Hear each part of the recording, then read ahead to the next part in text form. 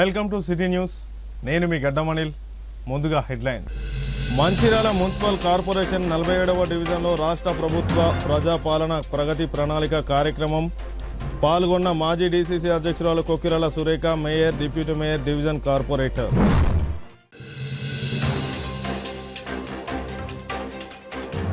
ఆశా వర్కర్ల సమస్యలను పరిష్కరించాలని కోరుతూ సిఐటియు ఆధ్వర్యంలో కలెక్టర్ కార్యాలయం ఎదుట ధర్నా. తెలంగాణ రాష్ట్ర ప్రభుత్వం ప్రతిష్టాత్మకంగా చేపట్టిన ప్రజాపాలన ప్రగతి ప్రణాళిక 99 రోజుల కార్యాచరణ ప్రణాళిక కార్యక్రమంలో భాగంగా ఈరోజు మంచిర్యాల మున్సిపల్ కార్పొరేషన్ పరిధిలోని 47వ డివిజన్లో మాజీ డీసీసీ అధ్యక్షురాలు కొక్కిరాల సురేఖ, ప్రేమ్సాగర్ రావు ఆధ్వర్యంలో మంచిర్యాల శుభ్రత, ప్రతి ఒక్కరి ఆరోగ్య భద్రత కార్యక్రమంపై స్పెషల్ డ్రైవ్ నిర్వహించారు. ఈ కార్యక్రమంలో మేయర్ ధర్ని మధుకర్, డిప్యూటీ మేయర్ సల్ల రమ్య మహేష్, డివిజన్ కార్పొరేటర్ కలువల వెంకట సాయి కృష్ణ పాల్గొన్నారు. ఈ సందర్భంగా కొక్కిరాల సురేఖ, ప్రేమ్సాగర్ రావు మాట్లాడుతూ డివిజన్ పరిధిలో పరిశుభ్రత సమస్యగా మారిందని, డివిజన్ పరిధిలోనే కాకుండా మంచిర్యాల మున్సిపల్ కార్పొరేషన్ పరిధిలో కలెక్ట్ చేసిన చెత్తను తీసివేయడానికి డంపింగ్ యార్డ్ సమస్య ఉందని అన్నారు. డంపింగ్ యార్డ్ కోసం తీవ్ర ప్రయత్నాలు చేయడం జరుగుతుందని, త్వరలో డంపింగ్ యార్డ్ స్థలాన్ని ఎంపిక చేసి కార్పొరేషన్ పరిధిలో బయటకు వచ్చిన చెత్తను డంపింగ్ యార్డ్లో వేయడం జరుగుతుందని, మంచిర్యాల పట్టణ సమస్యలను తీరుతుందని అన్నారు. అప్పటి వరకు మంచిర్యాల పట్టణ ప్రజలు తమ ఇంటి పరిసరాలు పరిశుభ్రంగా ఉంచుకునే విషయంలో జాగ్రత్తగా ఉండాలని, చెత్తను ఎక్కడికక్కడ పారివేయకుండా మున్సిపల్ సిబ్బందికి అందిస్తే జాగ్రత్తలు తీసుకుంటారని అన్నారు.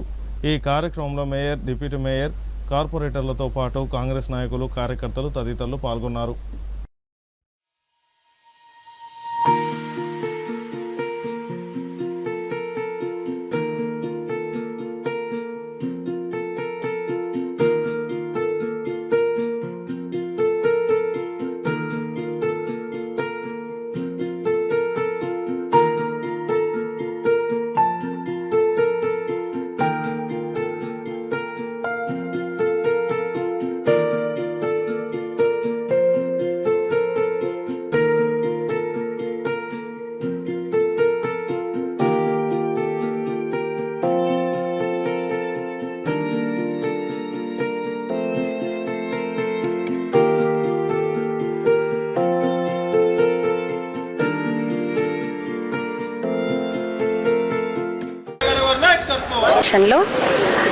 ప్రజాపాలనలో భాగంగా ప్రతి మన క్లీన్ అండ్ గ్రీన్ మంచిర్యాలను చేసుకుందాము అన్న ఉద్దేశంతో ప్రతి వార్డుకు కూడా 2 రోజుల పాటు ఇక్కడ స్పెషల్ డ్రైవ్ కింద పనిచేస్తూ ఉన్నారు మున్సిపల్ వర్కర్స్ అందరూ వచ్చి కూడా. అట్లనే ప్రతిరోజు కూడా 3 వార్డులు 2 రోజులు ఒక వార్డుకి కేటాయించడం జరుగుతుంది.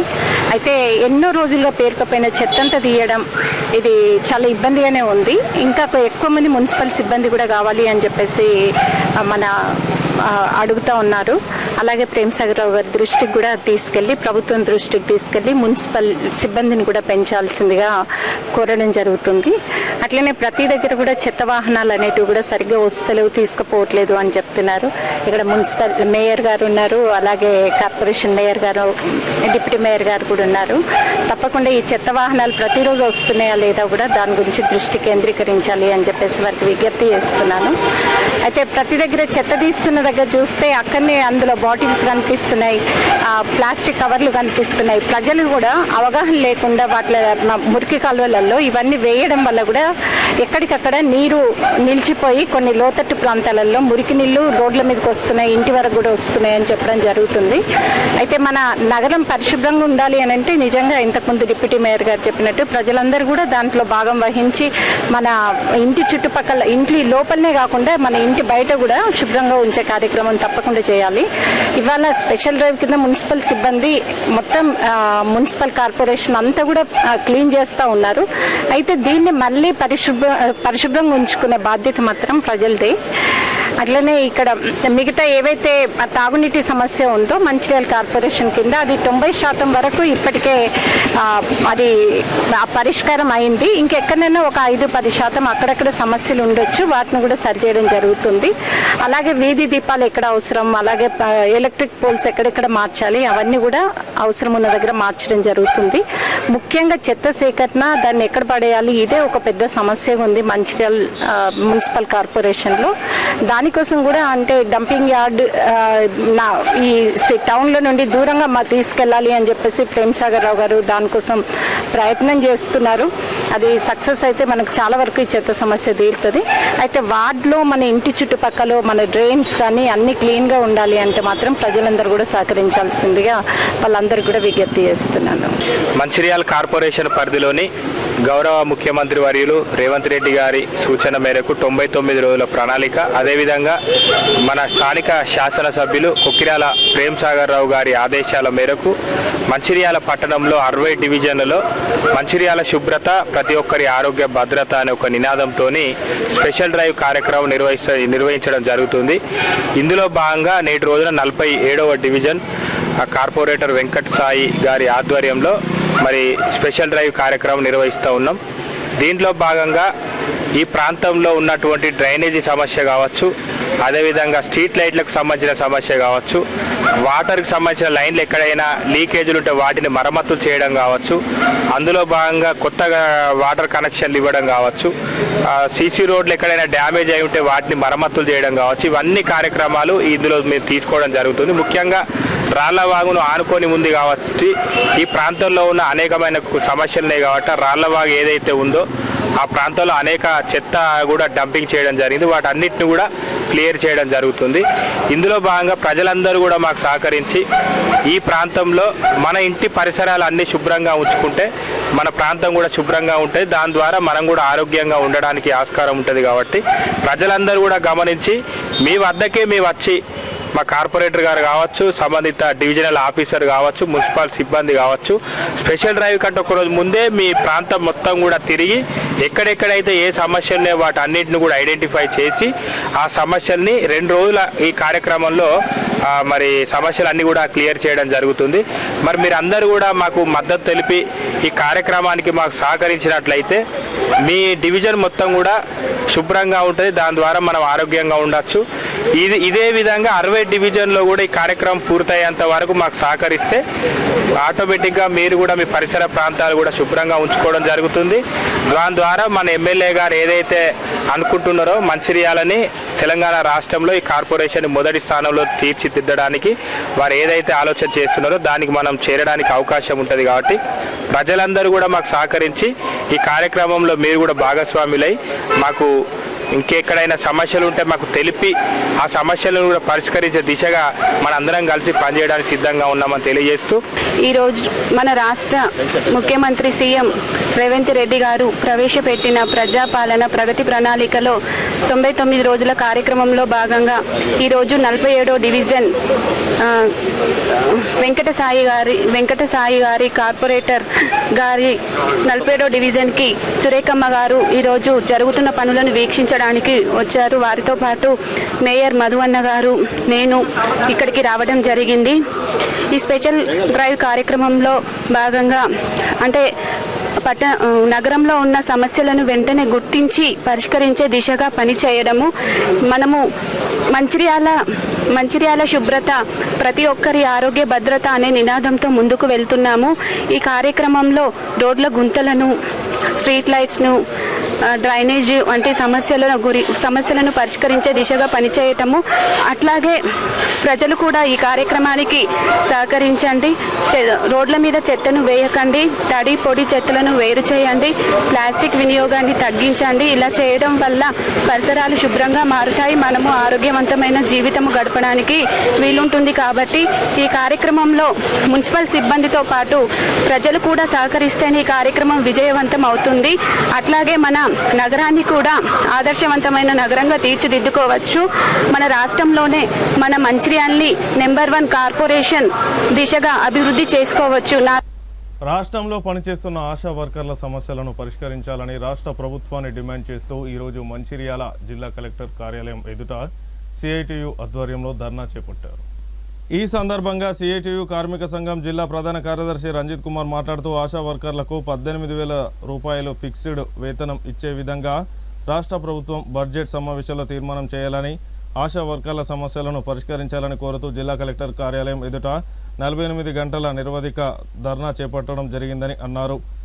కాంగ్రెస్ ప్రభుత్వం రేవంత్ రెడ్డి ఎన్నికల్లో ఆశా వర్కర్స్కు ఇచ్చిన హామీలను అమలు చేయాలని, వేతనం 26,000 వేతనం, పీఎఫ్, ఈఎస్ఐ, ప్రమాద బీమా సౌకర్యం కల్పించాలని డిమాండ్ చేశారు. ఫిబ్రవరి నెల వేతనం వెంటనే ఇవ్వాలని, అదనపు పనికి అదనపు పారితోషికం ఇవ్వాలని ఆయన తెలిపారు. ఈ కార్యక్రమంలో వివిధ మండలాలకు చెందిన ఆశా వర్కర్లు, సిఐటియు కార్మిక సంఘం నాయకులు తదితరులు పాల్గొన్నారు.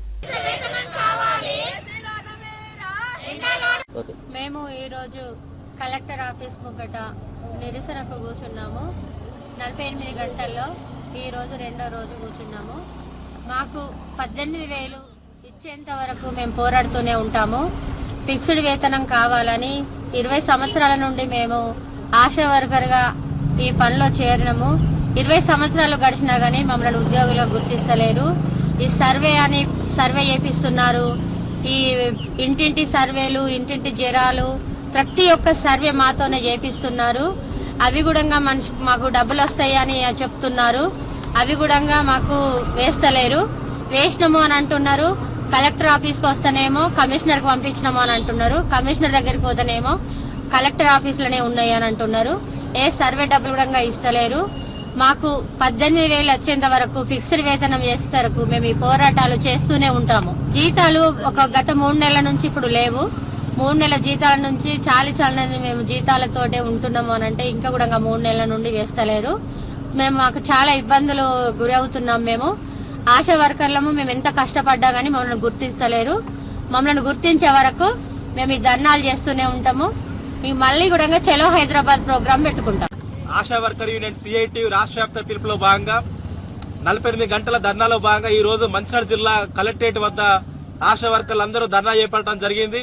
తెలంగాణ రాష్ట్రంలో కాంగ్రెస్ ప్రభుత్వం అధికారంలోకి వచ్చి 2.5 ఏళ్లు గడుస్తా ఉంది.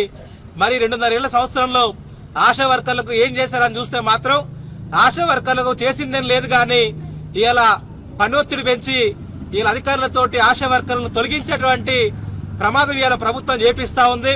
అంతేకాకుండా ఇలా ప్రభుత్వ అధికారులకు వస్తే 18,000 వేతనం ఇస్తామని చెప్పారు.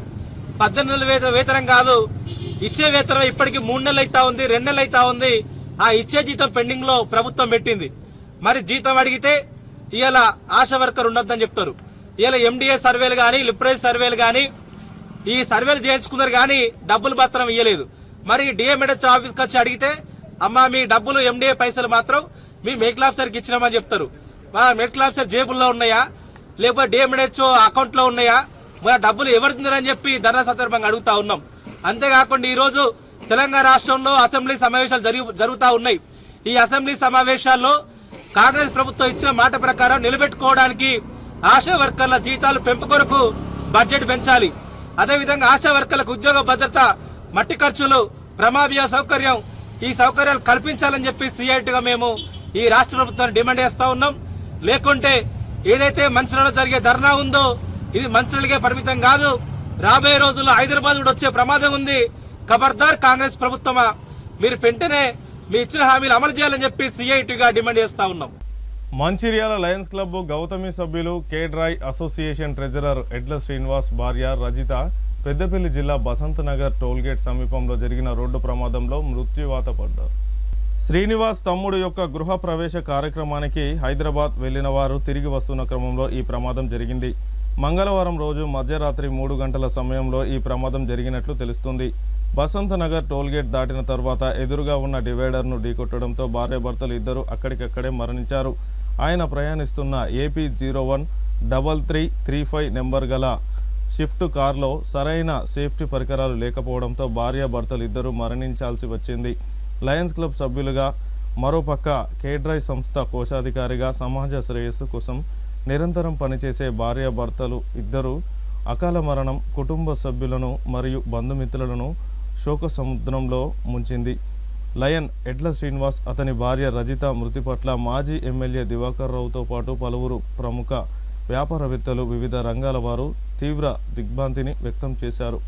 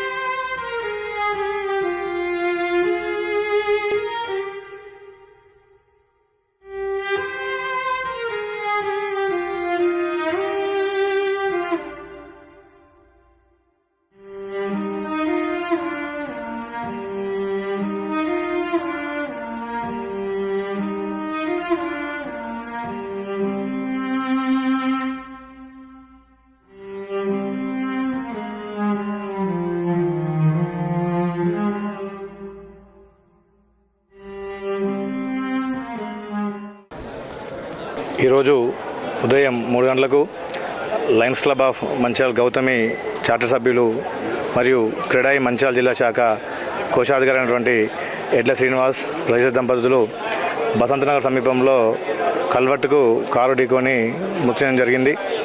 వారు ఆదివారం రోజున వారి తమ్ముడి యొక్క గృహప్రవేశం నిమిత్తము వారు హైదరాబాద్ వెళ్ళడం జరిగింది. హైదరాబాద్ నుండి వారు ఈరోజు ఉదయం బయలుదేరుతూ ఉన్నటువంటి సమయంలో మార్నింగ్ 2 o'clock కరీంనగర్లో వాళ్ళ పాపను కూడా మాట్లాడి వస్తున్న తరుణంలో బసంతనగర్ టోల్ గేట్ దాటిన తర్వాత అక్కడ ఏదైతే కల్వర్ట్ ఉందో ఆ కల్వర్ట్ చీకట్లో కనబడకపోవడం ద్వారా మరియు అది టర్నింగ్లో ఉండడం ద్వారా కారు వెళ్ళి ఆ కల్వర్ట్ ఢీకొనడంతో వారి ఇరువురు కూడా అక్కడే స్పాట్లో మృతి చెందడం జరిగింది.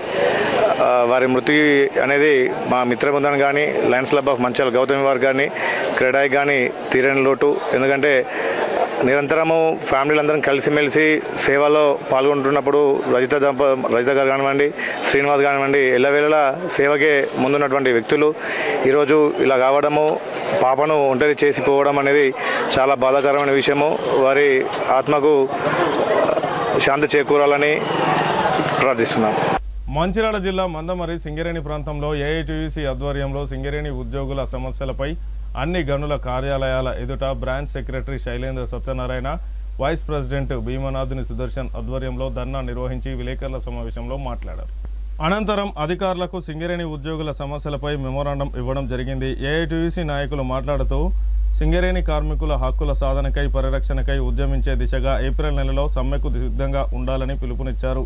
కార్పొరేట్ స్థాయి చర్చల కమిటీలో ఒప్పుకున్న అంశాలను అమలుపరచకపోవడం, సింగరేణిలో నూతన బొగ్గు గనులను మెడికల్ బోర్డు నిర్వహించకపోవడం, సొంతింటి పథకం అమలు చేయకపోవడం, మారుపేర్లు సరిచేయకపోవడం లాంటి సమస్యలను ఇప్పటి వరకు పరిష్కరించలేదని, ఈ అంశాలపై ఈ నెల 18వ తేదీ నుండి సింగరేణి వ్యాప్తంగా జాత కార్యక్రమం నిర్వహిస్తున్నామని, కార్మికులను చైతన్యపరిచి సమ్మెకు సిద్ధంగా ఉండేలా ఈ జాత కార్యక్రమం ఉద్దేశమని అన్నారు.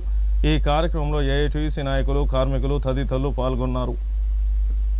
దఫాలుగా స్ట్రక్చర్ సమావేశాల్లో కార్పొరేట్ స్థాయిలో సీతారామయ్య గారు, రాజకుమార్ గారు ప్రస్తావించిన సందర్భంగా అప్పుడున్నటువంటి సిఎండి గారు, డైరెక్టర్ గారు ఇవి న్యాయమైన సమస్యలు, పెర్స్పై ఇన్కమ్ ట్యాక్స్ ఇవాళ సింగరేణి కార్మికులు చెల్లించాలి, అధికారులకు చెల్లిస్తూ ఉన్నారు, కోల్ ఇండియాలో చెల్లిస్తున్నారు కాబట్టి సింగరేణి కార్మికులకు కూడా తిరిగి చెల్లించాలంటే ఒప్పుకోవడం జరిగింది.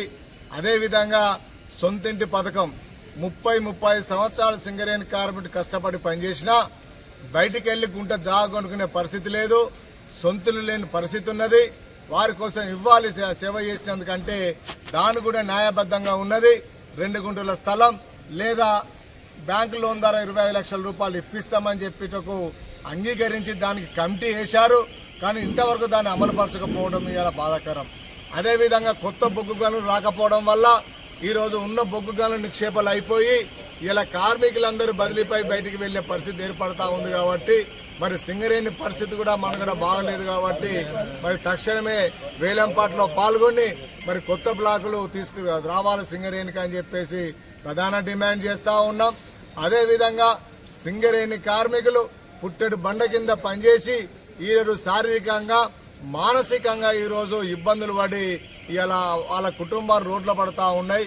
ఇలా మహానుభావుడు ఆనాడు కొమరయ్య గారు ఇలా మెడికల్ అన్ఫిట్ ద్వారా అంటే ఇవాళ సింగరేణి కార్మికుడు సిక్ అయిపోతే వాళ్ళ కుటుంబం రోడ్ల పడొద్దనే ఉద్దేశంతో డిపెండెంట్ జాబ్స్ కారుణ్య నియామకాల ద్వారా అనేది ఆ రోజు మనం తెచ్చుకున్నాం. విధి విధానాల వల్ల కొన్ని ప్రభుత్వాలు చేయబట్టి మధ్యలో కొంచెం ఆగిపోయింది. దాన్ని ఇప్పుడు మొన్న గత ప్రభుత్వం కొనసాగించడం జరిగింది. కానీ ఆ మెడికల్ బోర్డును కూడా మరి సింగరేణి యాజమాన్యం ఇప్పుడుంటి ప్రభుత్వం కూడా నిర్లక్ష్యం చేసి దాన్ని నిలిపివేయడం వల్ల ఇలా అనేక మంది కార్మికులు ఈరోజు మెడికల్ బోర్డు పెట్టుకొని ఇలా నానా అవస్థలు పడతా ఉన్నారు. ఇటు డ్యూటీ చేయలేక అటు అన్ఫిట్ కాక వాళ్ళ కుటుంబాలన్నీ ఆర్థికంగా చిరిగిపోతా ఉన్నాయి. కాబట్టి తక్షణమే మెడికల్ బోర్డు పెట్టాలని చెప్పేసి ఏటీఎస్గా డిమాండ్ చేస్తూ ఉన్నాం. అదేవిధంగా గతంలో మెడికల్ బోర్డు అయినా 625 మంది ఇంకా పిల్లలు ఇంటర్వ్యూ అయిపోయి చెప్పి పెండింగ్లో ఉన్నాయి. వాళ్ళ ఇంటర్నెట్ ట్రైనింగ్ పంపించి వాళ్ళ పిల్లలకు ఉద్యోగాలు ఇవ్వాలి. ఇలా తండ్రి అన్ఫిట్ అయిండు, కొడుకు ఉద్యోగం ఎక్కుతలేడు, కానీ వాళ్ళ కుటుంబాలు ఇలా తిండికి లేక ఇబ్బంది పడే పరిస్థితి ఉన్నది. ఆ విషయం కూడా ఆలోచన చేయాలి. ఇప్పటికైనా యాజమాన్యం పెండింగ్లో ఉన్న డిపెండెంట్స్ అందరికీ కూడా ఉద్యోగాలు ఇవ్వాలని చెప్పేసి ప్రధానంగా ఏదైతే నా 5 డిమాండ్లు ఉన్నాయో, ఏదైతే పెర్క్స్పై ఇన్కమ్ ట్యాక్స్, సొంతింటి పథకం, అదేవిధంగా మెడికల్ బోర్డు 50, అదేవిధంగా మెడికల్ బోర్డు సింగరేణికి రావాల్సిన బకాయిలు 51,000 కోట్ల రూపాయలు ఈరోజు ఇలా బయట నుంచి రావాల్సి ఉన్నది. ఇలా సింగరేణి యాజమాన్యం మీనమేషాలు లెక్క పెడతా ఉన్నది. రాష్ట్ర ప్రభుత్వం కూడా పట్టించుకోకుండా ఉంటే మరి సింగరేణి పొద్దున నష్టాల్లో ఊబిలోకి పోతే ఎవడిస్తాడని చెప్పేసి మేము అడుగుతా ఉన్నాం. అందుకే ఈ సమస్యల పరిష్కారం కోసం ఈ నెల 18 తారీఖు నాడు మరి సింగరేణి వ్యాప్తంగా జాతా బయలుదేరింది. 20 తారీఖు నాడు మన మందమారి ఏరియాకు ఇలా మొత్తం అన్ని గల్ల డిపార్ట్మెంట్లో ఇలా జాతా తిరుగుతూ ఉంటుంది. కాబట్టి కార్మికులందరూ కూడా అందులో పాల్గొని విజయవంతం చేయాలని చెప్పి తెలియజేస్తూ ఈ సమస్యలు యాజమాన్యం కానీ ప్రభుత్వం కానీ పరిష్కరించకుంటే సమ్మె చేయక తప్పదు. వార్తలు ముగించే ముందు హెడ్లైన్స్ మరొకసారి. మంచిర్యాల మున్సిపల్ కార్పొరేషన్ 47వ డివిజన్లో రాష్ట్ర ప్రభుత్వ ప్రజాపాలన ప్రగతి ప్రణాళిక కార్యక్రమం. పాల్గొన్న మాజీ డీసీసీ అధ్యక్షురాలు Kokkirala Surekha, mayor, deputy mayor, division corporator.